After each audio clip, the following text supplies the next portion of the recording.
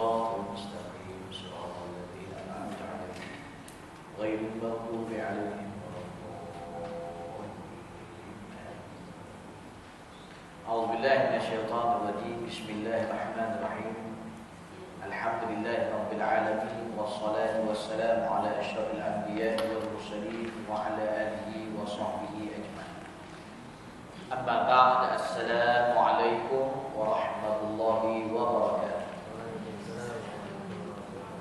Alhamdulillah, kita bersyukur kepada Allah Subhanahu wa taala dengan limpah dan rahmat daripada Allah. Maka pada hari ini kita dipertemukan dan kita bersyukur kepada Allah Subhanahu wa taala kita sudah masuk bulan Rajab, seterusnya Syaban, dan kemudian kita akan sampai pada Ramadan. Dan mudah-mudahan umur kita panjang sampai nak masuk Ramadan insya-Allah. Mana satu bulan yang Allah bagi sungguh-sungguh berlipat ganda. Mudah-mudahan kita usaha semua-semua dapat. Puan-puan yang dirahmati Allah Subhanahu Wa Taala, yang mana kita akan menyambung kitab kita Apa Arti Saya Mengandung Islam, yang mana kita sampai kepada perkara yang ke-14 dalam aku mesti beriman, aku mesti Islam dari sudut tauhid kepada Allah Subhanahu Wa Taala. Yang mana disebut saya mestilah sentiasa mengingati Allah dan sentiasa berzikir menyebut nama Allah.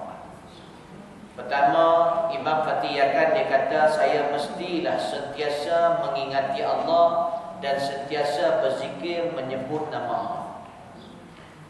Yang pertama dia kata ingat Allah. Dia tujuan kita zikir ni, kita nak mengingati Allah.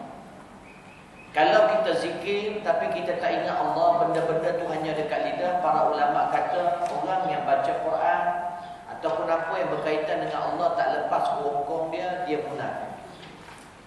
Iaitu tiada penghayatan kepada zikir kita. Maka bila kita sebut Allah, kita kena kenal Allah SWT. Kerana itu membuat saya nak syurga. Kita pernah dengar satu hadis Nabi SAW. Nabi SAW bersabda, Nabi kata, talabul ilmi faridatun ala kulli muslim. Menuntut ilmu itu fardu kepada setiap muslim. Maknanya bila sebut fardu, wajib. Ilmu tu kalau tak cari, berdosa. Kalau sampai mati kita tak usah cari ilmu tu, berdosa. Apa dia ilmu tu? Maka tertanya kita. Para ulama pun dia buat dalam kitab dia, antaranya Imam Ghazali, dia tanya kita. Jadi bila Allah kata ilmu tu fardu, kalau tak cari berdosa, maka yang mana satu ilmu yang fardu? Yang mana satu ilmu yang fardu? Ilmu banyak. Matematik, sains, nak buat kursi pun kena ada ilmu. Nak buat macam-macam semua ada ilmu. Kemudiannya dalam agama pun banyak ilmu. Ilmu muamalat, ilmu jinayah, ilmu ibadah. Jadi yang mana satu yang fardu, Ustaz? Maka bila dikaji para ulama, antaranya Imam Ghazali daripada hadis-hadis Nabi, maka ilmu daripada segi umum dia 3 wajib. Puan-puan cuba kalau boleh sebelum kita mati, kita belajar 3 ilmu. Kemudiannya bila kita tanya ilmu apa, mungkin tertimbul pula dalam hati kita, bila dah tahu jenis ilmu tu pula, sampai hak mana nak kena mengaji. Sebab ilmu Allah ni tak habis-habis. Ilmu yang pertama apa? Ilmu yang fardu. Iaitu yang pertama ilmu tauhid. Kerana tu ilmu tauhid pun puan-puan kena cari. Di sini ada belajar ilmu tauhid. Ada khusus ilmu tauhid. Sifat 20 ada, alhamdulillah. Sebab sekejap lagi saya nak beritahu had dia. Yang mana ilmu tauhid, ilmu yang fardu, tak kira siapa, muslim, muslimah kena mengaji benda. Bagi seorang suami yang tak bawa ustazah datang rumah ajar isteri dia, bagi seorang suami yang tak ajar isteri dia ilmu ni, maka kalau dia tak ajar sebab dia tak tahu dan dia tak bawa pula ustazah mai rumah ajar isteri dia, ataupun dia tak biar isteri dia pergi mengaji ilmu ni, maka berdosa sang suami. Ilmu fardu, ilmu tauhid. Apa had nak kena belajar? Paling kurang berapa banyak yang saya kena faham, Ustaz? Iaitu apa dia? Ilmu tentang sekurang-kurangnya dia tahu ilmu bahawa Allah Subhanahu Wa Taala tu mempunyai sifat yang wajib, sifat yang mustahil, sifat yang harus, dan dia kena faham benda tu. Bukan setakat hafal aja. Dia kena berilmu tentang benda tu. Dan dia kurang-kurangnya dia kena tahu juga pada Nabi sifat wajib bagi Nabi, sifat mustahil bagi Nabi, sifat harus bagi Nabi. Benda tu nak kena belajar. Kalau kita tengok dia bagi-bagikan, dia ada sifat salbiyah, dia ada sifatul ma'ani, dia ada sifatul ma'na. Benda ni nak kena belajar. Sehingga dia tahu bahawa apa yang ada dekat muka bumi ini, sebagaimana ayat Allah kata apa? Allahul ladzi khalaqa sab'a samawati wa minal ardi mithlahum tatanazalul amru bainahum lita'lamu anna Allaha 'ala kulli syai'in qadir wa ahata bi kulli syai'in 'ilma wa anna Allaha qad ahata bi kulli syai'in 'ilma. Allah kata apa? Allahul ladzi khalaqa sab'a samawat. Allah lah yang mencipta 7 lapis langit. Wa khalaqal arda mithlah. Dan Allah juga yang menciptakan bumi seperti langit, iaitu 7 lapis bumi. Tatanazzalul amru bainahum. Dan di antara langit dan bumi itulah turunnya macam-macam perkara, di antaranya perintah-perintah. Semua berlaku di antara langit dan bumi. Tujuan Allah buat seperti itu. Yang Allah buat 7 lapis langit, 7 lapis bumi, Allah turunkan perintah, Allah hantar Rasul, semuanya tujuannya untuk apa? Lita'lamu anna Allaha 'ala kulli syai'in qadir. Supaya kita ni berilmu, kita tahu bahawa Allah itu berkuasa pada setiap sesuatu. Kita ni tak ada kuasa. Allah yang berkuasa. Maknanya semua kita dapat muka bumi ni, Allah lah yang berkuasa. Kemudian apa lagi? Wa anna Allah qad ahata bi kulli syai'in 'ilma. Dan bahawa sesungguhnya Allah tu setiap sesuatu diliputi oleh ilmu Allah. Allah tahu semua. Pada Nabi kata apa? Nabi SAW kata apa? Hatta seekor semut yang hitam semua, di tengah malam yang gelap gelita semua, di tengah padang pasir yang cukup luas, Allah tetap masih mendengar bunyi tapak kaki itu. So kita nak lagi. Ini ilmu tauhid perlu sangat belajar, wajib nak kena tahu. Kita yang sekarang ni perempuan mengaji sekarang ni, kadang-kadang buat kita ni banyak Islam ni kita kenal. Kita tidak berilmu pada dia, kita sekadar kenal. Macam kita perempuan kenal tak kereta? Kenal. Kalau kereta lalu depan, kita pun kata, kereta. Kenal. Bila kereta lalu, puan, ni apa? Kereta Ustaz. Lalu lori, ni apa? Lori Ustaz. Oh, kenal ya? Lepas tu saya bawa pula kereta tu balik semula, saya buka enjinnya. Boleh cerita tak apa dalam? Tu saya tak tahu lah Ustaz. Cuma saya kenal lah kereta ni ada 4 roda. Dia ada radio kadang-kadang, ada yang beli yang bagus, dia buat radio dengan TV. Lepas tu ada yang SUV, SPM pula. SUV, apa satu lagi? SPM pula. Saya dah kumpul-kumpul sijil ustaz-ustaz tu untuk tengok SPM dia orang tersebut. Ya adalah jadi setakat tu kita kenal. Yang berilmu tentang kereta ni mekanik. Dia orang panggil orang yang berilmu. So dia akan feel bila dia buat. Kadang kita bila tengok orang buat kereta ni, kita yang tak berapa berilmu tentang kereta ni serabut kepala. Dia masuk dengan muka dia macam masuk hutan. Nampak? Lepas tu dia masuk, tapi kita tengok tak jemur-jemur, dia keluar dia masuk balik, dia keluar dia masuk balik. Dia macam minat, dia feel, dia seronok. Ada yang berilmu juga tapi masih tak minat. Kadang itu yang bila buat-buat tu dalam waktu dia campak. Itu mungkin feel dia tak ada lagi. Tapi saya ada kenal seorang dekat Shah Alam Dolmat. Kalau dia buat tu, dia buat sampai hitam pun semua, dia macam suka. Bila dapat macam dia dah buat matematik lah, dapat dia punya keputusan, dia semua. Ini orang berilmu. Kalau setakat kenal, dia tak berapa feel. Nampak? Macam tu juga tentang Islam, kita tentang Allah. Kalau kita kata Allah tu siapa? Saya kenal Allah tu Tuhan kita, Tuhan sekalian alam. Lagi takat tu je kita tak kenal. Mesti kita kena kenal dengan sifat-sifat Allah yang 20. Kita dah bersyukur tak Allah bantu kita kat Malaysia ni. Orang-orang datangkan dengan apa? Bunyi-bunyi nasyid kan? Kita secara otomatik dah boleh hafal. Kita syukur. Kat tempat lain susah juga nak dapat. Kita kat Malaysia ni yang ada apa?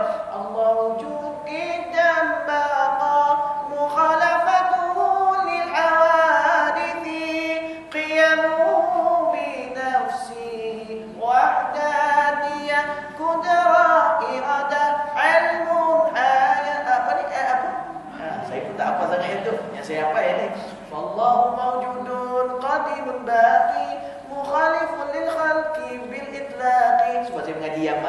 dia hafal yang itu. Tapi tuan-tuan bertuahlah, sebab kat Malaysia ni banyak anak-anak kita duk hafal yang lagu tu, tapi itu baru hafal, mungkin kenal pun tidak. Jangan lagu kita lupa dulu, saya ada dulu. Wujud kita baqa mukhalafatuhu lil hawadisi qiyamuhu bi nafsihi wahdanihi mudra irada ilmun hayyun sama basar kalam qadir qadiran muridan aliman sampai habis sampai 20 ya. Yang pasti kita kena hafal. Kalau tak hafal pun sekurang-kurangnya kita faham Allah tu ada sifat 20, dan dalam sifat itu pula terbahagi kepada 3. Sifat yang pertama orang panggil sifat apa? Sifat salbiyah, kemudiannya sifat ma'ani, kemudiannya sifat ma'nawi. Sifat, kalau wujud sifat apa?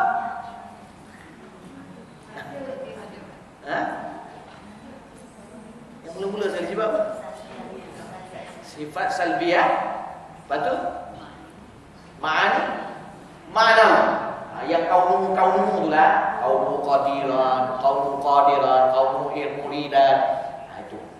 Jadi benda tu tak apa. Yang penting kita tahu Allah dengan sifat-sifat tu, dan kita i'tiqad dalam hati, aku tak mau bersifat macam tu. Bukan sebab apa? Sebab kalau aku bersifat macam tu, aku seumpama nak menyamakan aku dengan Allah. Ini nak kena hati-hati. Maknanya wujudnya Allah tidak wujud seperti wujudnya kita. Allah tu bersifat qidam, kita fana. Allah bersifat baqa, kita fana.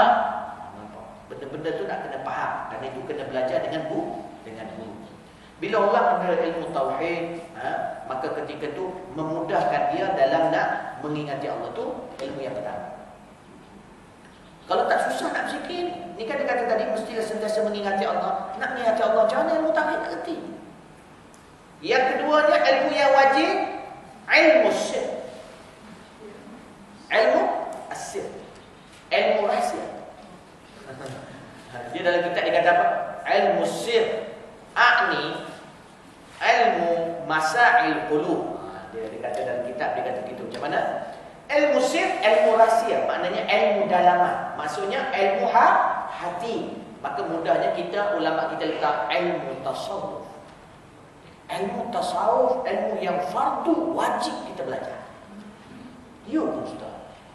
Ya, maksud tasawuf ni apa? Ada setengah-setengah kalau puak-puak yang fahaman tak betul ni, dia merosakkan. Dia kata tasawuf ni, sufi-sufi ni mengarut. Dia kata mana dalam bahasa Arab mana ada sufi? Tak ada. Dia tuan-tuan kita ni yang tak ngaji bahasa Arab, duduk depan orang macam ni kena keletong aja. Oh, dia bunyi Arab sedap sikit, dia cakap hadis sedap sikit, kita pun dengar. Dia ilmu ni dia ada saraf, dia ada nahwu. Baik. Kalau tasawuf ni dia datang daripada kalimah tasawwafa. Bila sebut tasawwafa, iaitu penyucian, iaitu bersuci. Penyucian. Penyucian ya. Tasawwafa. Ya tasawwafu sedang bersuci. Ini bersuci ya. Tasawufan penyucian. Dia lebih ditunjukkan kepada penyucian hati. Maka bila orang tu asyik cuci, sara sufiyan. Sara sufiyan, maksud sufi iaitu orang yang suci, iaitu hati.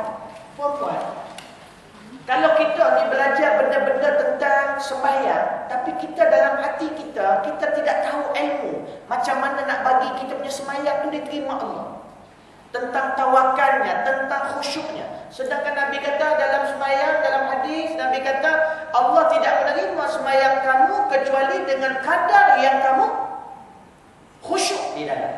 Biqadri ma aqala minha, dengan kadar khusyuk kamu di dalam sembahyang. Jadi kalau kita sembahyang tak khusyuk, ramai sekarang sembahyang tak khusyuk.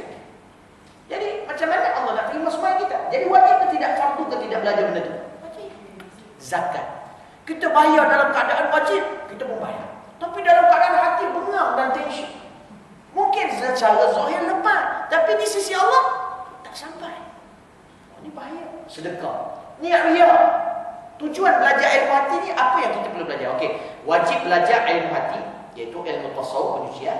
Jadi had dia apa yang kita nak belajar? 3. Pertama, kita nak kena kenal apa dia penyakit hati.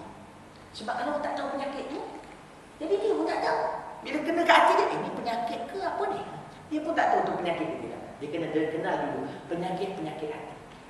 Bila dah tahu penyakit-penyakit hati, dia kena belajar pula bagaimana nak menghalang penyakit ni masuk dalam hati. Sebab jalan ni 2. Jalan masuk penyakit ni 2. Mata, telinga.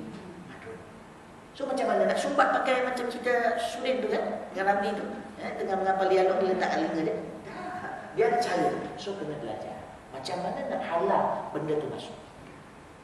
Yang ketiga pula, kalau dah masuk, macam mana pula aku nak keluarkan? Itu kena belajar. Tu aja 3 benda. Tak banyak pun 3. 1, 2, 3 je. Tapi tak belajar-belajar sampai sekarang. Kadang-kadang dah dah 70, dah 80, dah terlupa nak belajar. Tak apalah. Mujur ingat. Takut dah dalam kubur bau tak belajar lagi. Sudah. Besar bila kita tak belajar benda ni, itu yang rasa bila buat sesuatu nak orang tahu. Bila puasa nak orang tahu kita puasa. Bila qiyam lail nak orang tahu kita qiyam lail. Nampak tak? Bila sedekah nak orang tahu. Bila sedekah hantar kat rumah kawan jiran pula, bulan puasa hantar. Lepas tu kawan bila tanya pula, macam mana bulan puasa itu? Saya alhamdulillah selang seminggu saya hantar kat rumah jiran. Awak selang seminggu ke? Saya tiap-tiap hari. Jadi nampak. Dia cakap macam tu, Ustaz, saya bukan nak cakap besar, saya bukan nak cakap riak, tapi memang saya suka sangat bantu orang. Riak tu. Kita kena tipu dengan syaitan lah. Selalu cakap macam tu kan. Sebenarnya dia riak. Habis. Perempuan tak risau pun. Nabi kata apa? Man kana fi qalbi mithqala dzarratin min kibr la yadkhulul jannah man kana fi qalbi mithqala dzarratin min kibr. Ini bab takabur. Sesiapa pun takkan dapat masuk syurga kalau dalam hati dia ada besar zarah pun daripada takabur. Sebesar zarah, puan-puan. Contohnya puan-puan yang mulai tak henti-henti, semayang tak pernah tinggal. Minta maaf, adalah tinggal tak yang uzur kan. Maknanya bagi hak perempuan tu macam tak pernah tinggal. Tolak yang uzur tu, kemudian sedekah banyak, tiba-tiba ada takabur. Tiga. Besar masuk neraka. So yang tadi tu, itu puasa wajib ke tidak? Wajib, terlalu bahaya. Sikit saja. Riak pula. Kalau riak, Nabi kata seperti api makan kayu api. Kita punya amalan yang kita dah timbul macam kayu api tu tinggi dia tu. Sekali api datang habis tu. Riak. Jadi macam mana nak lawan? Kena belajar benda tu. Wajib. Itu hak 3. Bila kita dah cacat tu, bang, sebelum saya mati bang, tolong bang, biar saya belajar benda ni. Takut saya mati tak belajar benda ni. Abang pun sama juga. Kita pula. Dia kata kan, biasa suami ni kan ego sikit kan. Tapi tak apa belajar. Suami yang baik dia kata, yelah abang pun nak belajar dulu. Cari belajar. Boleh tuan-tuan Kena pula kita suami kita pandai pula dia ada belajar. Dia ustaz ke, atau dia tukang start kereta ustaz ke. Dia kira okey lah tu. Maka dia sentiasa belajar dalam kereta ustaz tu duduk cakap. Orang khidmat ni boleh jadi ulama tau. Khidmat dengan ulama ni boleh jadi ulama. Allah. Tuan-tuan macam apa ni? Pembantu-bantu Tuan Guru Haji Wahid. Ramai yang ahli-ahli. Nampak? Dia bawa bahkan macam-macam benda pelik kan dengan Tuan Guru Haji Wahid kan, almarhum Tuan Guru Haji Wahid Melaka. Bawa kereta sampai satu tempat, habis minyak habis. Lepas tu sampai kat tepi paya. Tuan Guru tidur. Dia pun kerja Tuan Guru. Ni minyak habis. Macam mana kita jauh lagi? Dan kau ambilkan air kat paya tu masukkan. Dia pun ambil, dia pun masuk. Rosak nanti kita ni tak apa. Dia pun masuk kan, dia tutup. Kau start ini kau jalan. Kau jalan aja. Kau jangan berhenti. Dia jalan. Dah jalan sampai dah jauh tak berapa kilometer. Sampai Paminyak. Tak boleh jalan. Maknanya Allah bantu sekadar-kadar dia. Dia yakin dengan Allah bantu. Nampak? Dan kita tak usah dia pun boleh minyak. Okey pula boleh jalan. Itu antara, bukan kita nak dapat karamah macam tu, nak kata kelebihan. Maknanya bila kita duduk dengan orang macam ni, keyakinan. Kalau kita tak dapat ilmu yang banyak pun, pokoknya keyakinan kita semakin bertambah kepada Allah dengan melihat keyakinan di dia. Saya tak ada tuan-tuan, kita ni jauh lagi. Macam Tuan Guru Haji Wahid pun tak. Yang dia orang ikut saya ni bukan saya punya driver, bukan bantu saya, dia kawan-kawan. Sebab kita sedang memperjuangkan madrasah. Jadi dia tolong air apa semua. Saya minta layak di waktu Nisa. Belum lagi. Tuan-tuan yang dirahmati Allah. Baik. Tuan-tuan, puan-puan. Kat mana tadi? Ilmu itu apa dah? Ilmu syirik. Jadi dah tahu had. Tauhid tadi dah tahu had. Last kali ilmu yang kita belajar iaitu ilmu syariah. Ilmu syariah. Ini wajib. Dan penumpuan yang pertama, yang terawal, sekurang-kurang yang kita tahu, iaitu 5 rukun Islam. Dan segala isi. Bukan itu je. Syahadat la ilaha illallah. Mengucap 2 kalimah syahadat, kita kena faham apa maknanya dan apakah yang terjadi bila orang mengucapkan kalimah syahadat. Yang kedua, iqamus salat. Mendirikan sembahyang 5 waktu. So kena ada ilmu tentang rukun sembahyang yang wajib. Okey, itu yang pertama mesti. Rukun sembahyang Jumaat, sembahyang Jumaat. Rukun sembahyang bagi hak lelaki Jumaat, ya. Yang bagi hak perempuan mungkin 5 waktu tumpuan dia. Sembahyang 5 waktu. Daripada rukunnya kena faham macam mana perbahasannya, kemudiannya daripada sudut syarat-syarat sahnya. Syarat-syarat sah sembahyang pula terbagi kepada setiap rukun-rukun tu. Kalau contohnya takbiratul ihram, dia ada syarat dia. Kalau takbiratul ihram dia ada 12 syarat. Yang minta maaf, 14 syarat. Kemudiannya baca Fatihah, ada syarat-syarat sah dia. Salah satu syarat tak ada, batal Fatihah, maka bala batal Fatihah, batal semua sekali. Maka Fatihah itu batal. Maknanya apa dia?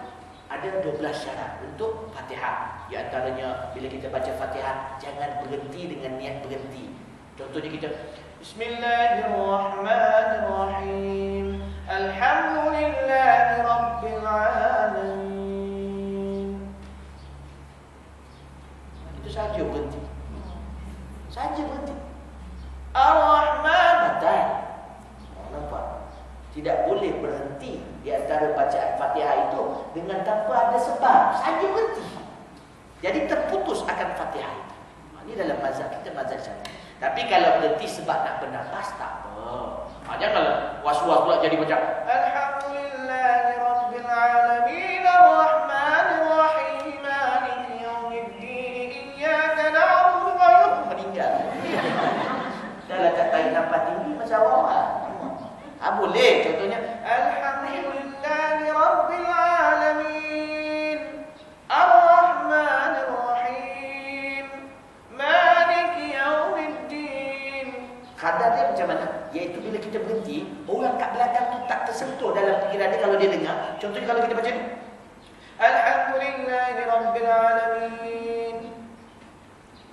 Orang belakang, sehingga orang belakang berhenti baca. Dia tertimbul dalam kepala dia. Ini berhenti baca, batal Fatihah. Tapi kalau kita sekadar pendapat tadi, Alhamdulillahi Rabbil Alamin Ar-Rahmanir Rahim Maliki Yawmiddin Iyyaka na'budu wa iyyaka nasta'in Ihdinas siratal mustaqim Siratal ladzina an'amta 'alaihim ghairil maghdubi 'alaihim waladdallin. Dia tak apalah. Dia berhenti sebab nak bernafas. Jangan langsung tak tahu tak kenapa jadi was-was sangat tak baca. Baca macam biasa kita baca. Ya? Jadi itu syariat. Macam takbir, itu juga nak kena faham. Allahu Akbar. Jangan kadang-kadang Allahu Akbar. Salah. Nampak? Bila sebut Allahu Akbar, batal takbir. Bila batal takbir, batal solat. Sebab takbiratul ihram rukun dalam solat. Kadang lalu Allahu Akbar. Sebut relax-relax. Allahu Akbar. Jangan was-was Allah. Jangan bagi syaitan jahat. Dia boleh jadi begitu. Sebab dia was-was.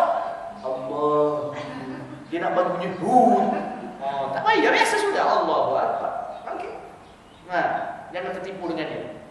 Kita kena faham dulu. Allahu Akbar. Takbiratul ihram. Kemudian dia tak boleh berhenti ataupun tambah waw. Wallahu Akbar. Kalau sebut Allahu Rahmanu Akbar, boleh. Dia selahkan sifat Allah dan nama Allah. Dua nama Allah boleh. Jangan lebih. Kalau dia kata Allahu Rahman Rahim Akbar, boleh? Sah. Kalau dia kata Allahu Rahman Rahim Al-Malikul Quddus Salamul Mu'minul Muhaiminul Azizul Jabbar Akbar. Coordination dia berzikir lah. Tak boleh. Jadi itu kena faham, kena fahami. Tak susah pun. Saya rasa nanti bila dah tengok benda tu, saya ada rasa nak usahakan nak buat benda-benda yang itulah, dan had-had dia. Kalau boleh tunjukkan dan ajar sekurang-kurangnya orang dapat yang daripada ilmu tauhidnya, daripada ilmu fiqh dan daripada ilmu, kalau dia pergi ke lapangan masa lah. Sekarang ni pun sibuk dengan madrasah apa semua. Itu penting benda tu, kesian orang banyak tak tahu. Tuan-tuan sebelum dia mati dia tahu lah juga tu puan-puannya asas. Baik. Banyak juga tu nak bincang tu tentang semayang tu, baru tentang semayang, ya. Kemudiannya syarat-syarat dia, banyaklah Fatihah tu, ya, ada ni takbir tu. Kemudiannya bila rukuk ada syaratnya. Dia tak boleh rukuk inkhinas. Dia tak boleh rukuk bentuk inkhinas. Dia tak sah rukuk inkhinas. Dia tidak boleh rukuk yang mana rukuk mengelak barang orang baling. Maknanya kalau rukuk kerana nak rukuk. Kalau dia rukuk kerana tiba tengah semayang kan, tengah semayang dia baca Fatihah dah habis dah, yang wajib dah habis, tengah baca surah, tiba dia sakit lah kan, tiba rasa sakit. Dia tengah rukuk. Tak sah rukuk tu sebab dia rukuk sebab benda lain. Tidak terkira rukuk tu. Ataupun tengah semayang, suami tengah semayang, dia ada buat salah kat bini balik selipar tu. Dia pun turun. Tidak sah. Nampak? Tak boleh. Lepas tu dia kena jangan rukuk inkhinas. Rukuk yang inkhinas tidak sah. Rukuk inkhinas macam mana? Yang mana kaki lutut dia tidak lurus, dia macam tu. Tapi tak ada lagi. Lepas tu dia punya punggung dia menonggik gitu. Nanti wudu pun dia terpaksa tunjuk dulu. Lepas tu tangan dia gitu, kepala dia menonggak. Rukuk inkhinas tidak sah. Tidak sah. Kecuali kalau dia dah terlalu tua, dia sepatutnya tak payah berdiri, dah duduk je lah kalau dia dah tak larat. Ini rukuk inkhinas, contohnya tidak sah. Bila tidak sah, maka rukuk tidak sah, maka sembahyang tidak sah. Boleh faham? Nampak? Ya? Ada, betul pasal ulama bahas. Rukuk inkhinas. Kadang-kadang kan bila kita rukuk kan malas macam tu. Itu inkhinas. Dia bertinggung pula atas lutut dia. Nampak tak? Dia macam sandar. Kalau sakit apa? Dia kalau sakit dia tak perlu rukuk, dia duduklah semayang. Buat apa nak rukuk lagi? Kan? Baik.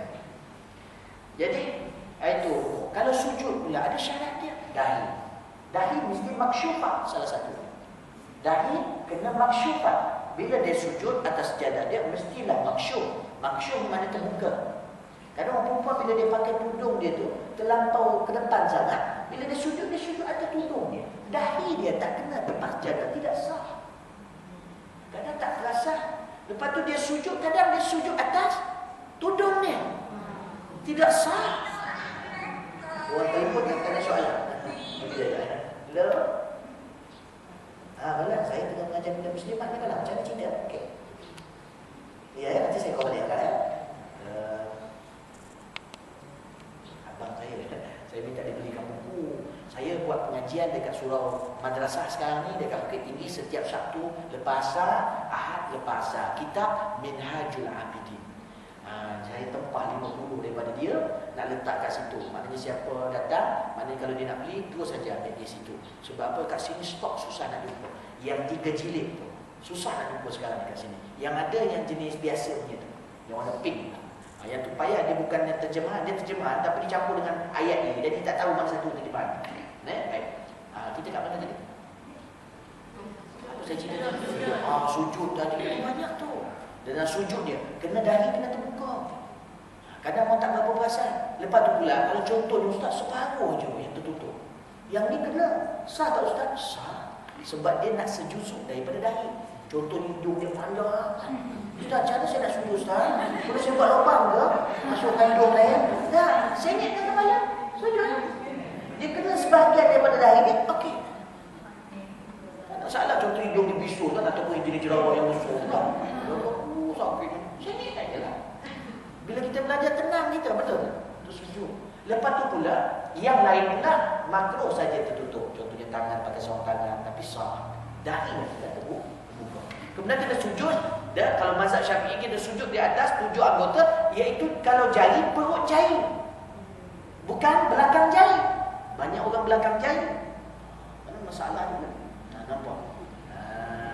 Lepas tu sujud, macam mana perempuan punya sujud, macam mana lelaki punya sujud, itu semua nak kena belajar detail. Okey, kemudiannya apa? Berkenaan dengan itu solatlah banyaklah. Cerita tak habis. Yang kedua ni, iqamus solat wa ita'uz zakat. Zakat. Nak kena tahu belajar. Mungkin cukup sekadar kita pergi dapat bayar, kita tahu ni zakat aku daripada. Tapi pokoknya kena tahu dari zakat kita, zakat macam mana.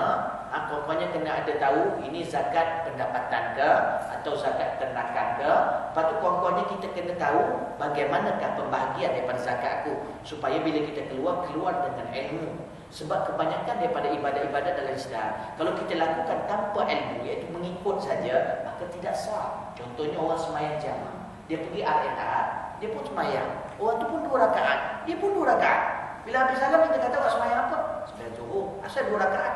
Tak tahulah, nampak tu pakcik tu janggut dia panjang tu, ustaz pun mungkin boleh pun. Ikut dia lah, tak sah. Sebab dia buat tanpa ilmu. Jadi kita khawatiri pada zakat pun begitu juga. Ada yang bagi dia dah tak ada ilmu, kaya sangat. Ada yang bagi derma kat madrasah, ustaz ni zakat advan. Dia kata saya ni sepanjang mengaji tak pernah dengar zakat advan. Rupanya zakat pendahuluan. Dia dahulukan zakat dia berapa tahun tu. Saya kata tidak sah. Ustaz ambil je, orang bagi zakat. Kalau ikut nafsu, nak aja kita otak dia. Boleh bagi depan 10 tahun lagi boleh. Boleh je, tapi ni masalah hukum. Madrasah nak ada keberkatan. Tak boleh ambil. Nampak? Bagi yang tahun ni aja kalau nak bagi. Yang dah sampai haul. Tahun ni pun kena sampai dia punya haul. Cukup setahun. Nampak? Lepas tu masa bagi pula dia kena tahu. Ni zakat apa saya tanya. Kadang tu ada yang, ustaz susah sangat ustaz nak tahu tu, nak tahu ini. Ya, saya kena tahu. Bukan apa, bukan sebab saya. Sebab awak, saya takut nanti bila awak bagi, benda tu jadi sedekah. Zakat tak terangkat. Awak ingat awak dah bayar. Di kiamat nanti Allah tanya kenapa tak bayar. Awak kata awak dah bayar. Rupanya tidak terangkat. Sebab apa? Tak ada ilmu tentang zakat. Jadi itu nak kena penting. Saya kesian awak. Jadi dia kena tahu zakat apa dikeluarkan. Ini zakat pendapatan saya, untuk saya, ataupun ini ustaz zakat simpanan dah cukup dan ini sebanyak sekian-sekian saya sedekahkan, saya zakatkan kepada madrasah ustaz. Saya pula terima, saya Muhammad Fadil wakil kepada madrasah menerima zakat ini atas zakat pendapatan simpanan dengan berapa sekian. Saya kena tahu berapa sekian. Dan terima kasih. Bila saya dah terima macam tu sudah cukup. Memang ada setengah ulama kata boleh gitu-gitu aja, tetapi kita nak lebih tenang hati kita. Jadi bila ambil benda tu, kadang-kadang bila kita tanya berapa, ustaz berapa je lah, ustaz tanya pula. Dah, kalau sedekah saya tak tanya. Ada orang kata ustaz, ni saya bagi sampul, dalam tu ada cek. Ini zakat ke derma? Derma ustaz. Okey, saya tu simpan. Macam baru ni dia bagi. Ni zakat ke apa? Buka-buka RM30,000. Dia nak bagi untuk madrasah. Okey, tak apa, saya tak tanya pun itu. Dan saya pun tak telefon. Allah, terima kasih lah, mana RM30,000. Saya tak nak pula, takut dia riak pun. Riak apa cek-cek? Saya ni ustaz, saya kena bantu dia. Jadi kadang-kadang ada orang silap faham. Yang nakkan riak, dia silap faham. Ustaz mau dah bagi bisik sikit. Telefon ke tanya khabar aku. Nampak? Kita tak mau macam tu, tak mau. Awak nak kala dah. Saya cukup cakap terima kasih pada awak. Saya doakan mudah-mudahan. Dan saya doakan awak dalam kasih. Tak payah. Takkan saya nak tunjuk doa macam cerita dalam TV tu kan. Nak tunjuklah doa macam-macam sampai tergolek-golek, nangis-nangis. Nampak? Tentu rahmat Allah. Apa-apa yang rahmat Allah tu. Itu 3 ilmu. Itu zakat. Tahu? Tak susah pun. Kita kena tahu. Dia ada bahasa Melayu sekali kan. Kat pejabat agama tu minta. Kalau pergi Jabatan Komisaris Selangor, minta penerangan asas tentang zakat, penerangan asas tentang sembahyang 5 waktu. Okeylah, lepas kita belajar, kita baca, tak faham tanya ustaz. Itu paling cepat kita boleh buat. Kalau nak cikgu lambat kan? Itu kan. Boleh insya-Allah. Nak cikgu dah. Ayo, kita kadang-kadang kalau nak buat ikut kuih raya, yang tak pernah buat kita boleh buat kan? Punya nak semangat kan? Jadi kita kena ada kekuatan. Ya, okey. Kemudiannya zakat. Lepas zakat apa tadi? Puasa. Ni nak puasa ni nak kena tahu ilmu puasa. Ini puasa aja. Ustaz, saya cukup. Sebenarnya cukup yang perempuan tahu menahan daripada makan dan kali yang patut puasa daripada pagi sampai malam. Tapi dia kena gabungkan dengan ilmu hati. Hati yang mana berzikir, mengingati Allah. Jangan hanya menahan, takut nanti di akhirat kita aja dapat lapar dada. Itu kan Nabi kata, "Kam min shaimin laisa lahu min siyamihi illa al-ju' wal 'atash." Nabi kata apa? Berapa ramai orang puasa, dia tak dapat apa-apa kecuali lapar dan dahaga. Rugi. Jumpa Allah, ya Allah, aku puasa ya. Bila kau puasa? Aku puasa setiap bulan Ramadan puasa. Aku tak puasa. Sebab Allah tengok pada yang hati tu. Orang sekarang ni bukan puasa, buas. Dia puas. Ikhlas. Bila buka puasa, Masya Allah. Itu puasa. Baik. Mana tadi? Mengingati Allah. Jadi kena ingat Allah. Dia betul-betul. Mestilah kena berfikir, saya betul-betul. Mestilah berzikir. Kalau dia betul-betul, kalau saya betul-betul. Kalau dia tidak betul, kalau dia tidak berzikir, dia berfikir. Kalau dia tidak berfikir, dia betul-betul. Dia itu berzikir. Nampak? Zikir banyak. Qasidah baru-baru ada satu qasidah. Saya tak tahu lah kalau benda itu saya baca ke tidak. Oh, makna dia cukup sedap. Ini je lah. Nasim habban alaina min himal Mustafa, nasim fiha lahana fiha dawa wa shifa bi shammiha yaslihi al-zahir lana wal khafa ya bakhti man min nabi fi kulli hal iktafa. Dia maksudnya apa? Nasim habban alaina, sembusan, tiupan bayu ke atas kami. Datang tiupan ni daripada mana? Min himal Mustafa. Datang tiupan tu daripada pangkuan Rasulullah. Maknanya kesan daripada peninggalan Rasulullah tu sampai pada kita. Dianggap seperti hembusan. Nasim fiha lahana, sesungguhnya hembusan itu hembusan yang sejuk dan cukup nyaman. Fiha dawa wa shifa, hembusan yang ada ubat dan ada penawar. Ialah bila kita ingat Nabi, apa yang Nabi ajar terubat hati kita. Nampak? Kita ada ilmu, kita ubah hati. Kemudian dia kata, bishammiha yaslihil zahir lana wal khafa. Yang bila kita hirup hembusan itu membaikkan segala yang zahir dan yang batin. Ya bakhti man lin nabi fi kulli hal iktafa, dan bertuah dan sangat beruntunglah orang yang sentiasa mengikut Nabi pada setiap keadaan. Orang alim ni bila dia dah fi lidah seronok tu, dia terus keluar jadi syair. Jadi kita lah yang dapat tu. Tapi kita kadang kita buat hanya sebagai hiburan saja. Macam marhaban, jaga mula-mula gencu jangan tebal sangat. Bedak jangan tebung koma, ya. Tak mau. Benda ni kena jaga. Jangan benda yang baik asalnya jadi berdosa. Kemudian kalau boleh lebihkan berhaban di depan orang perempuan daripada orang lelaki, takut jadi fitnah. Nampak? Marhaban tu bagus kan? Tapi makna dia tu bagus. Tapi kita kena belajar maknanya. Kadang banyak orang marhaban tapi tak tahu makna satu pun tak tahu. Masalah. Baca. Saya setiap hari buat maulid. Buat maulid kat madrasah. Saya buat maulid setiap hari. Tapi maulid kaedah Yaman. Dia duduk ramai-ramai tu mula start ada.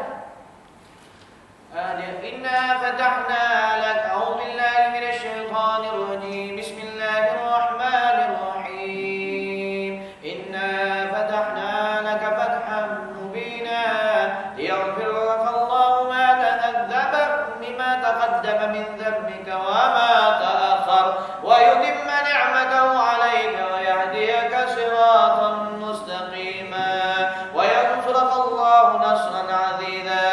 Laqad ja'akum rasulun min anfusikum 'azizun 'alayhi ma 'anittum harisun 'alaykum bil mu'minina raufur rahim. Raufur rahim. Fa in tawallaw aqul hasbiyallahu la ilaha illa huwa rabbul 'arsyil 'azim. Ya 'azim.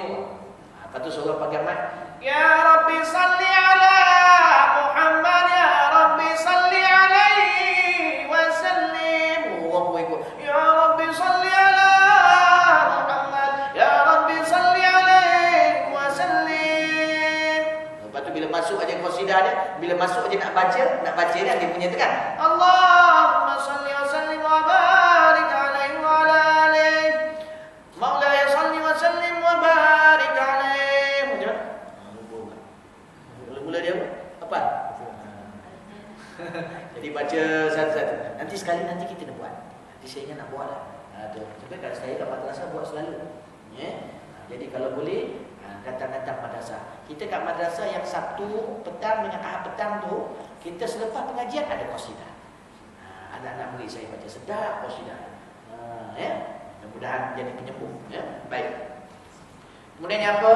Berzikir, banyakkan zikir. Subhanallah, subhanallah, subhanallah. Kalau boleh dengan tasbih, biasakan dengan tasbih. Subhanallah, subhanallah, subhanallah. Supaya jadi saksi tu, insya-Allah. Mudah-mudahan. Subhanallah, subhanallah. Dan ajar kita mengira. Kita ni nak banyak-banyak tak boleh. Jadi kiralah sehari 100, kira. Kau dah lah Ustaz, buat apa tasbih? Dah tak tahu berapa. Rupanya rasa macam banyak, rupanya 3 je. Tak apa 10. Jadi terbiarlah dengan tasbih. Baca tasbih Lepas tu tasbih pula tak payahlah. Ya Allah, juga tu juga orang. Dia kalau Tok Wali tak apalah. Nampak? Kita niat kita kerana Allah. Kita buat baca. Sekadar nak mengira. Dan ini galakan daripada Rasulullah SAW. Cuma zaman Rasulullah dia pakai buat tamat. Buat tamat, biji tamat tu. Buat tamat. Dia tak adalah buat tali-tali macam ni. Zaman kita pun ada sikit dia buat tali senang sikit nak kira. Kan? Baik.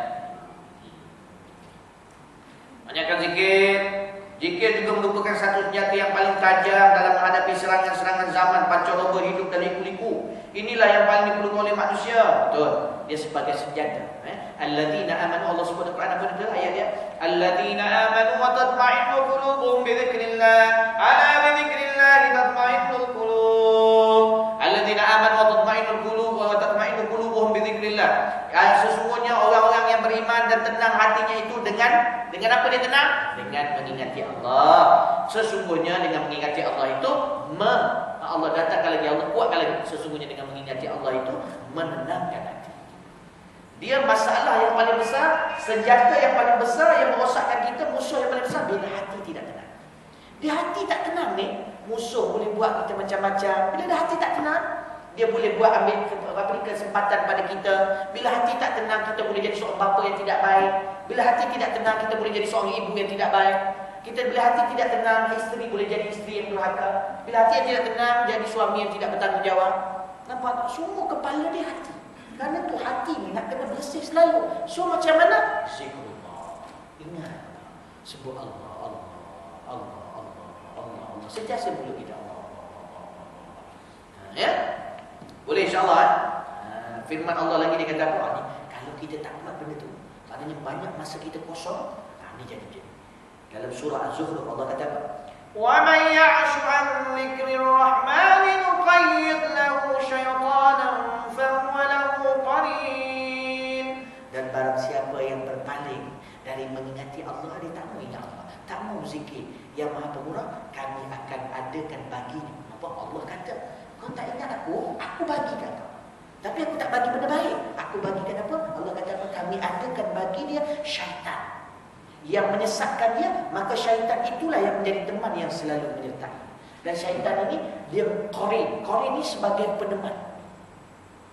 Kan qarin ini setiap manusia lemah tak lemah, kuat tak kuat. Aisyah dia pernah cemburu kepada Rasulullah di buat muka dia gitu. Jadi Rasulullah SAW dia kata ja'a qarinuki. Tiba-tiba Nabi kata, ya Aisyah, ja'a qarinuki. Dah datang kepada kau pengiring kau daripada syaitan. Qarin. Syaitan. Aisyah bila dengar terperanjat. Adakah semua orang ada? Ya. Jadi kau pun termasuk? Ya. Aku pun ada, tetapi telah dibersihkan daripada. Kan Nabi dah dibersihkan. Itu pasal qarin. Dan bila kita sentiasa mengingati Allah, qarin itu lemah. Tapi kalau kita tidak mengingati Allah, itu yang datang. Dan dia boleh jadi lebih worse. Dia akan jadi dengar bisikan-bisikan. Ada melampau-lampau. Kadang kat rumah kita dengar kadang tengah tidur tu ada bisikan suara jahat. Macam-macam lah. Dia suara jahat. Kadang suami balik tu dia datangkan bisikan. Suami kau boleh baju perempuan lebih kau tak. Nampak jahat semua. Memang dia boleh baju perempuan nenek dia. Kan? Nampak syaitan yang jahat. ceramah ni boleh rekod ni. Ya. Tak apa. Yang mana perempuan yang dirahmati Allah? Dia jahat. Kadang tu bila isteri kita balik, suami kadang-kadang dia kacau dengan bila tak ada zikrullah, dia hati tak tenteram. Korang tu duk kuasai kita. Isteri balik kadang-kadang tu kali gembira je. Kadang tu kita cara otomatik. Gembira je. Awak jumpa siapa tadi? Oh, mula. Lepas tu isteri pula, dia bisik pula. Rasa geram pula. Alah, jumpa jantan. Kenapa? Abang marah. Oh, mula. Asalnya nak saja-saja nak kena. Lala kali dah berperasaan. Dan lebih teruk dia boleh jadi mental, boleh jadi gila. Kadang-kadang sampai ke tahap macam yang saya jumpa engineer tu. Bila dia kurang zikrullah, tapi nak berjuang, tapi dia kurang dengan hati Allah, kurang zikrullah, akhirnya datang bisikal, dia bawa kapak tu. Dia bawa kapak, dia pergi Batu Cave. Dia nak kapak sampai ke Batu Cave tu. Sedangkan kita dalam perjuangan ada prosedur. Bukan mesti pergi kapak tu. Kita ni kan la ikrah fid din, dalam bab agama tidak ada paksaan. Tak boleh macam tu. Dia kata nak buat macam Nabi Ibrahim. Nabi Ibrahim cerita lain. Nabi Ibrahim tu dia dikacau. Dan dia dibakar. Jadi dia nak tunjuk pada orang tu bahawa Tuhan-Tuhan tu tak berkuasa. Tu yang dia kapak Tuhan, patung yang paling besar. Lepas tu orang tanya siapa yang buat ni? Tu tanya lah tu. Yang paling besar tu. Kan kapak ada kata kepala dia. Lepas tu bila tanya, kan tak jawab. Dia bukan Tuhan. Dia kata. Jadi bila buat macam tu, baik. Ini orang panggil Qorin. Qorin ni kadang-kadang dia cuba baik, tapi akhirnya punya jadi jahat. Jaga. Kita banyak, lepas tu kita pula banyak tengok cerita tu, kurapan. Perempuan jaga ya, cerita-cerita macam tu dia orang kaji tau. Dia orang kaji. Macam dia orang baca-baca mentera dalam lakonan tu. Kadang-kadang memang mentera betul. Jangan bagi anak-anak biasa hafal benda tu. Macam Harry Potter. You know Harry Potter? Cik. Harry Potter ni yang cerita berlakon sihir tu, yang budak naik penyapu bambu tu. Jadi dia ni dekat Terengganu ada seorang budak dia murtad. Dia bukan murtad, dia gila. Dia jadi macam tak betul, dia nak murtad. Jadi yang menguruskan dia abang yang saya telefon tadi. Itu abang yang Terengganu tadi lah, abang ipar. Dia bahagian masa tu dia jaga bahagian agama lah, mengelakkan orang yang murtad. Jadi bila dia cek budak, dia cek dia kenapa jadi macam ni. Dia cakap sesuatu tu, dia cakap benda yang tak faham. Lala kali pergi rumah dia dekat almari dia tu penuh buku Harry Potter tu. Harry Potter. Jadi dia suka hafal jampi Harry Potter. Jadi bila kaji, rupanya yang Harry Potter duk sebut-sebut tu memang mentera sihir. Memang sihir betul, pure punya. Jadi budak ni buat jadi tak betul. Dia dengar bunyi ular, dia nampak ular besar. Lepas tu dia nampak Tuhan lah, dia kata ngaru-ngaru lah. Itu yang dia murtad. Dia jaga mereka. Dia mentera-mentera kan dalam banyak cerita Melayu pun kan ada yang dia mengaku kata bila dia buat baca benda tu, macam benda tu masuk dalam badan dia. Apa dah cerita apa tu apa tak. Dia cerita cakap lepas tu suka je. Nampak? Dia tak risau anak-anak kita. Lalu dia tengok sangat cerita tu dia. Malaysia dah tak ada modal filem. Cuba cerita. Buatlah cerita lain ke kan. Macam Sudin katakan, lagi-lagi cerita belajar. Kau buat cerita ayam ke, ikan ke kan. Ini cerita belajar sampai pancang-pancang orang kan. Betul dia cakap si Sudin tu model dia. Banyak cerita lain boleh buat. Sebab dia tengok orang kita tu suka. Ada tu. Qorin, jaga boleh. Setiap orang ada qorin. Jadi jaga dengan zikrul. Penghalang dia zikrul. Dia datang pula Dr. Brain. Telah menerima hakikat ini yang mana beliau telah mengatakan seorang yang berpegang teguh dengan agama tidak akan mengidap penyakit jiwa. Nampak dia sendiri memang dia kaji orang yang berpegang pada agama dan agama yang sebenar adalah Islam lah. Yang itu semua tidak terima, maka dia tidak akan terkena penyakit jiwa, sakit jiwa ke apa ke putus asa ke tak. Sebab dia berpegang pada agama. Dia akan maintain, ya. Lepas tu ni ada satu orang lagi ahli ilmu jiwa ni, apa nak sebut tak tahu, cari ni jiwa juga telah mengatakan doktor-doktor ilmu jiwa mengetahui bahawa iman yang kuat dan pegangan yang teguh pada agama sudah cukup untuk menghilangkan perasaan keluh kesah, ketegangan saraf dan dapat menyembuhkan penyakit. Betul. Dalam Islam sendiri yang nak menghilangkan keluh kesah ni satu jenis zikir yang diisyaratkan Nabi iaitu apa? La haula wala quwata illa billah. Jelas dalam hadis Nabi kata la haula wala quwata illa billah, ubat kepada 99 penyakit yang paling confirm rendah, yang paling rendah boleh sembuh dengannya, iaitu penyakit al-ham, penyakit besar dari sana. Bukan susah sangat. Nah, Biasakan setiap hari aku kena 30. First time ni buat satu hari 30, la haula. Buat dalam masa setahun pun dah. Lepas tu improvekan sikit. Saya 100. Jangan cepat sangat. Kan? Kadang kita excited sangat buat. Lepas tu dah malas. Lepas tu tinggal bertahun-tahun. Nampak? Ya? Okey, itu yang ke-14. Yang ke-15. Saya mestilah mencintai Allah dengan kecintaan yang menyebabkan hati saya sentiasa merindui Allah dan sentiasa bergantung pada Dia. Kecintaan itu akan mendorong saya untuk sentiasa melakukan kebajikan, berkorban dan berjihad pada jalan Allah. Kenikmatan dunia yang fana dan kecintaan kepada kaum keluarga dan kerabat tidak menghalang. Cinta pada maknanya sayang kita pada keluarga tidak menghalang kita dalam nak berdekatkan diri pada Allah, nak berjuang ke jalan Allah. Kalau kita ada isteri, contohlah suami, contoh ada isteri yang macam mana? Isteri yang kata bila suami nak sedekah, lah bang, ayah lah bang, saya kan isteri abang, wajib dah abang gembirakan saya. Daripada abang sedekah tu abang belikan abang kemas saya ke, baju baru ke, kan, mesin basuh ke. Apa sayang saya tak? Dia desak-desak. Akhirnya sebab saya akan bini, maka dia pun tidak berjuang. Maka tak mahu. Itu belum sampai lagi cinta pada Allah. Patutnya kita tarbiyah dia. Ataupun isteri kepada suami. Begitu juga. Suami yang masih bini, tapi isteri memang dia kena, suami dia kena lebihkan lah syurga dia daripada suami dia tu. Jadi suami kena tarbiyah isteri. Tak boleh ikutkan. Kalau isteri kata, alah bang, tak payah berjuang lah bang, kita buat hal kita je lah bang, ke tempat lain kita duduk hal kita, suka hati kita, tak payahlah berjuang, tak payahlah nak tolong sesiapa nak berjuang, kita duduk sama-sama kita je lah. Tak mahu. Kita kata, kita kuatkan semangat. Kita kata, aku kena berjuang. Ini jihad aku di jalan Allah. Jihad aku nak menegakkan agama Allah. Jihad aku dalam nak melahirkan orang-orang yang berilmu. Jihad aku dalam nak melahirkan orang, nak membantu orang-orang yang boleh menjadikan ulama-ulama, yang mana ulama-ulama inilah yang menjadi sebab rahmat Allah turun kepada muka bumi. Nampak? Kena tegar, jangan ditipu oleh syaitan. Kita pun sayang bini punya pasal, kita ikutkan dia. Kita dah tinggalkan segala perjuangan kita. Banyak kesian. Tapi macam saya pernah jumpa ada seorang kat Melaka. Isteri dia ni pula jadi mulut campur. Jadi suami balik malap lewat sikit, sampai kadang cerita sampai atas katil punya bengang suami. Padahal suami pergi berdakwah. Bukan tak balik. Tapi suami dia ni tahu bini dia jadi macam tu, cantik, bini dia cantik. Jadi bila orang pun tanya, sampai ustaz tu nak berdakwah pun susah. Jadi pernah orang kata, kenapa awak tak ceraikan? Si awak itu sangat. Saya bukan apa. Saya takut saya ceraikan dia, dia cantik. Saya takut orang lain kahwin dengan dia, lagi orang lain terseksa. Jadi biar saya seorang terseksa. Oh, baik ustaz ni. Nampak tak? Punya bagus ustaz. Perempuan tu, bini dia tu kalau tahu suami dia macam ni punya bagus, dia bersyukur. Nampak? Macam-macam. Kita dah tengok kan contoh-contoh aja. Selangor pun ada contoh macam-macam. Yalah. Kita tarbiyah, Maknanya sayang kepada isteri, sayang pada anak-anak. Contohnya anak-anak pula. Sebab anak-anak, jom kita pergi malam ni ada usrah, tentang menceritakan bagaimanakah tanggungjawab seorang perempuan dalam dakwah dia sesama perempuan. Yang tambah penting ni kita akan turun. Saya anak-anak saya ajak kita tengok wayang lah.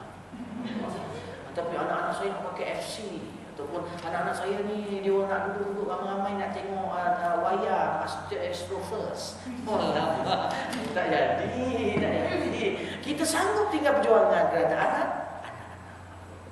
Sepatutnya kita tarbiyah anak-anak tu bersama dengan perjuangan. Contohnya anak-anak kena ikut suami dia, kena ikut suami pula, kena ikut bapa dia. Sebab bapa dia yang dikatakan Allah dan Quran, "Anfusakum wa ahlikum nar." Nampak tak? Sebab bila kita satu sebab, bukan tidak boleh bertolak ansur contohnya dengan anak-anak, dengan isteri. Memang disuruh dalam Islam. Cuma benda ni jangan kita buat kerana apa? Kerana kita berputus asa ataupun kerana kita ikutkan saja. Jadi bila lama-lama suami, kalau seorang suami, dia akan rendah martabat dia pada pandangan isteri dan keluarga isteri dia. Bagi seorang bapa, dia akan rendah martabat dia pada pandangan seorang anak. Anak pun akan kata, alah bapa tu tak kisah, cakap sayang kat dia, mesti ikut.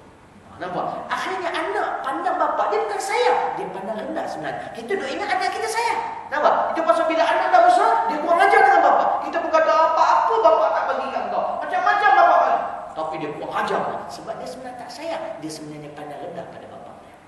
Isteri juga begitu. Bila dia terlampau kita ikutkan sangat, maka dia akhirnya dia nampak dia akan takut pandang rendah. Dia sayang suami dia kerana apa? Kerana sebab suami dia ikuti itu kemahuan dia.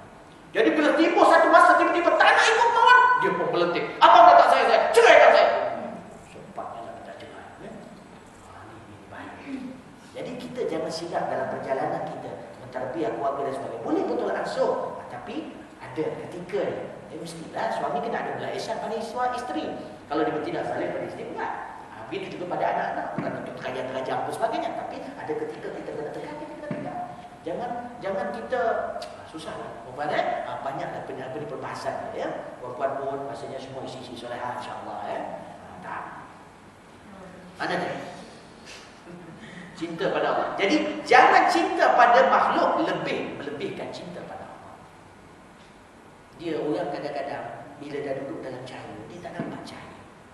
Dia nampak cahaya lain, dia heboh nak pergi cahaya tu. Sedangkan dia dalam cahaya dan dia sepatutnya perkembangkan cahaya. Tak ada. Dia bila duduk dalam cahaya dia dah muak dengan situ, dia dah tak terasa cahaya. Dia pun nampak cahaya lain, dia pun pergi cahaya tu. Lepas tu tak ada besar cahaya tu, muak pula. Nak tengok pula cahaya lain. Dalam kali dia tak improve. Macam itulah kita kita nak jadi seseorang yang nak naik, semakin naik martabat kita, maka cinta kepada Allah dan Rasul mesti dilebihkan daripada segala cinta kepada yang ada di muka bumi Allah. Baik. Kemudian ada perempuan yang dirahmati Allah Subhanahu Wa Taala. Ni nampak? Oi, tengok ni ayat Allah ni, At-Taubah surah 20 ayat 24. Dia baca dia. Qul in kana aba'ukum wa abna'ukum wa ikhwanukum wa azwajukum wa ashiratukum wa amwalun iqtarabtumuha wa tijaratun takhshawna kasadaha wa masakin tardawnaha ahabba ilaykum min Allahi wa rasulihi wa jihadin fi sabilihi fatarabbasu hatta ya'ti Allah bi amrih wallahu la yahdi al-qawmal fasiqin.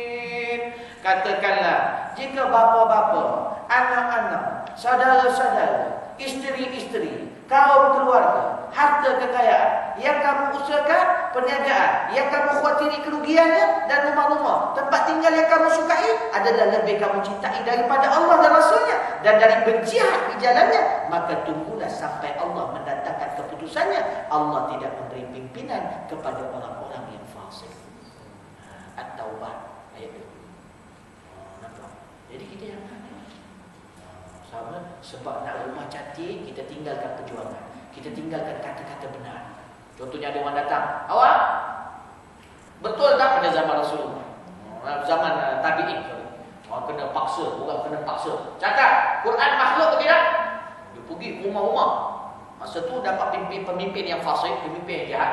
Dia paksa orang-orang mengaku bahawa Quran tu makhluk. Sedang Quran tu kalamullah, dia bukan makhluk, kalamullah. Maka bila kata Quran makhluk ke tidak? Semua kata ada banyak yang kata bukan makhluk, maka dibunuh. Sampailah semua dibunuh. Antaranya Imam Syafi'i. Cuma Imam Syafi'i itu dia buat helah sebab dia rasa kalau dah ramai semua ulama dibunuh, jadi siapa yang tinggal untuk menyampaikan ilmu? Maka bila sampaikan dia makhluk, Quran makhluk ke tidak? Dia aku cakap dengan kau ni. Apa dia? Kau cakap dengan aku kan? Makhluk. Okey, dah lepas. Dia cakap dia. Aku kan? Dia kata dia makhluk. Dia tak kata Quran. Dia buat helah supaya dia terlepas. Maknanya sebab dia ada ujian yang ada perkara yang lebih besar dia nak kena buat. Maka jangan benda-benda yang disebut ni. Apa dia tadi? Bapa-bapa, anak-anak, saudara-saudara. Kadang sebab dia orang ni kita sanggup tinggalkan Allah banding kita lebihkan dia orang daripada Allah. Bukanlah maknanya mesti duduk kat masjid, tinggal isteri, tak betul juga. Jadi itu masa kena belajar. Tu Minhajul Abidin tu puan-puan. Cukup bagus puan-puan, Minhajul Abidin tu dia syllabus yang betul proses nak menjadikan ibadat kita diterima dan ibadat yang betul. Itu nama dia Minhaj. Minhaj tu syllabus Abidin, orang-orang yang beribadat kepada Allah. Free aja puan-puan, datang kajinya. Ya. Baik. Kemudiannya Kemudiannya apa? Itu dia ayat Allah. Kemudian dia kata saya akan berkorban pada jalan Allah kerana ingin mendapat kemanisan iman. Kan dia kata sadasun man kunna fihi wajada halawatul iman. Ayakunallahu wa rasuluhu ahabbu ilaihi mimma siwahuma. Nak dapat kelezatan iman mestilah Allah dan Rasul lebih kita sayang, lebih kita cintai daripada selain daripadanya. Wa yuhibbul mar'a li alla yuhibbuhu illallah. Dan dia tidak mencintai seseorang itu atau menyayangi seseorang itu kecuali kerana Allah. Wa yakrah ay ya'uda fil kufri kama yaqra ay yaqdhafu finnar. Dan dia takut nak kembali kepada kekufuran sebagaimana dia takut dilontarkan dia ke dalam neraka. Ni tiga benda ni kalau nak dapat halawatul iman. Kadang-kadang kita ni okey dah, cantik tapi kadang-kadang bila kita tinggal banyak lama ibadah, kadang-kadang kita orang jadi qiyamul lail, bila tinggal qiyamul lail lama, pertimbangan jadi tak betul. Kadang-kadang zikir kita dah tinggal lama, puasa kita dah tinggal lama, dia syaitan mudah nak masuk dan akhirnya pertimbangan kita tidak betul. Maka perempuan dalam perjalanan kita sebagai seorang isteri, khususnya perempuan, maka kita nak kena sentiasa di dalam landas yang betul. So perkuatkan tadi dengan mula-mula tadi dengan zikr. Baik perempuan yang dirahmati Allah, itulah dia. InsyaAllah kita akan sambung nanti pada perkara yang ke-16 tentang bertawakal. InsyaAllah pada bulan depan masih ada lagi kan? Bulan puasa macam mana? Bulan puasa tak ada cuti kan? Jadi InsyaAllah kalau boleh dan cuti tu atau lekat ripap kat madrasah tu bulan puasa pelajar-pelajar ada semua ikutlah ada nak buat khairat. Jadi mohon rahmat Allah, saya rasa cukup setakat itu saja. Untuk lebih diberkati mari kita panjangkan doa. Auzubillahi minasyaitanir Allahumma akhrijna min dhulumatil wahmi, ya Allah, keluarkanlah kami daripada kegelapan keraguan. Wa akrimna bi nuril fahmi, dan muliakanlah kami dengan cahaya pemahaman. Waftah lana abwaabal ilmi, dan bukakanlah kami pintu-pintu ilmu. Wa zayyinna bil akhlaqil hasanah wal hilmi, dan hiasilah kami dengan akhlak yang mulia dan lembut. Allahumma ja'al jam'ana hadza jam'an marhuma, ya Allah jadikanlah himpunan kami himpunan yang dirahmati. Wa tafarruqana min ba'dihi tafarruqan ma'suma, dan pesan kami selepas ini pesan yang terjaga daripada maksiat dan kemungkaran. Bi rahmatika ya arhamar rahimin. Wa sallallahu ala sayyidina Muhammad wa ala alihi washabihi ajma'in. Walhamdulillah. Perempuan, bulan lepas ada sahabat saya datang, jadi saya bawa tu ayat 30 juzuk Ini buat mandi pun elok Ayat 30 juzuk Al-Quran ni macam pernah berlaku dalam tafsir Qurtubi, hadis sahih, Nabi pernah bacakan kepada air kerana perempuan yang dirasuk kerana takut sangat dengan ayat tentang neraka jahanam. Maka kita boleh minum air itu dijadikan amalan, kemudian diletakkan, dimandikan pun boleh. Kemudiannya kalau sekiranya dah sampai separuh, nak tambah pun boleh, ataupun tuangkan pada air kolam kat rumah. Contohnya kita ada air kolam, tuangkan dekat air kolam dan dibuat mandi kat situ pun elok. Dan kemudiannya bila baca selawat, dan air ini insya-Allah cukup mujarab dengan izin Allah, sebab pelajar-pelajar semua berkumpul dengan niat yang cukup ikhlas, tidak dibayar, tidak apa, membaca 30 juzuk Al-Quran dalam beberapa jam dan diniatkan kepada air. Mudah-mudahan jadi penawar hati, pelembut hati anak-anak kita sendiri Dan tapi kalau dah minum pula, janganlah tak baca Quran pula sebab teringat dah minum 30 juzuk yang itu ilmu sesat. Jadi kita tanya pondok-pondok yang antara yang buat macam ni, macam kita ziarah Pondok Kelantan itu hari. Jadi antaranya macam kat Kedah pun ada buat, di Perlis ada buat ke. Yang mana dia orang letak satu botol tu RM10 niat dan malah. Mudah-mudahan kita diberkati Allah. Saya rasa cukup setakat itu saja. Yang baik datang pada Allah, yang lemah itu hakikatnya daripada Allah. Di atas kesilapan saya, minta maaf salah cara kata bahasa. Wabillahi taufiq wal hidayah. Wassalamualaikum warahmatullahi wabarakatuh.